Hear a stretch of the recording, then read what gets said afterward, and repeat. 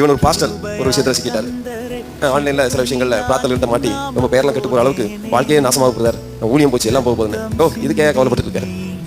ஊரடிச்சு உலையில போட்டவனே உலகத்தில் உற்சாகமாக சுற்றிட்டு இருக்கான். தெரியாமல் தப்புன்ட்ட வாய் அவனுக்கு அப்படின்னு மறுநாளே உற்சாகமாயி அவர் அந்த வேலைகள்லாம் செய்ய ஆரம்பிச்சார். அதான் உண்மையிலே அவன் லைஃப் பயந்து நடுங்கி அடுத்து என் மானம் வெளியே தெரிஞ்சா என்ன ஆகுமோ, என் நிலைமை வெளியே தெரிஞ்சா என்ன ஆகுமோ, அவனுக்கு தான் அந்த வழி தெரியும். எங்க அம்மா என்ன எப்படி பார்ப்பாங்க, என் அப்பா எப்படி பார்ப்பாங்க, என் குடும்பம் என்ன எப்படி பார்க்கும், என்னுடைய உறவினர்கள் என்ன எப்படி பார்ப்பாங்க, என்னுடைய நிலைமை இப்படி இருக்கேன்னு சொல்லிட்டு அவங்களுடைய சூழ்நிலை வேற யாருக்கும் விவரிக்க முடியாது. ஜஸ்ட் இது வெளியே கசஞ்சா உலகத்தானுக்கு என்டர்டைன்மெண்ட் கேலி ஃபேஸ்புக்கில் பார்க்குறோமே செம்மையா என்ஜாய் பண்ணுவோம். பாத்தியா இப்படி ஆயிட்டு அப்படி ஆயிட்டு, அதுவும் ஏசு கும்பிட்டான்னா அவ்வளோதான். இவன் எப்படி ஏசு கும்பிட்டான் பாத்தியா, இவன் பாரு இவனுடைய மானம் கப்பல் ஏறிட்டு இருக்குன்னு சொல்லி நம்ம பரிசுத்தவான்கள் வேற கூட கொஞ்சம் மிஞ்சின பரிசுத்தவானா மாறி கூட கொஞ்சம் வந்து அடிக்கிட்டு இருப்பாங்க.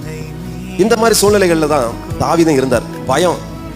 பயந்து நடுங்கி என்ன செய்யறதுன்னு தெரியாம இருக்கும் பொழுதுதான் அவர் சொல்றாரு, நான் பயப்படுகிற நாளில் உம்மை நம்புவேன்.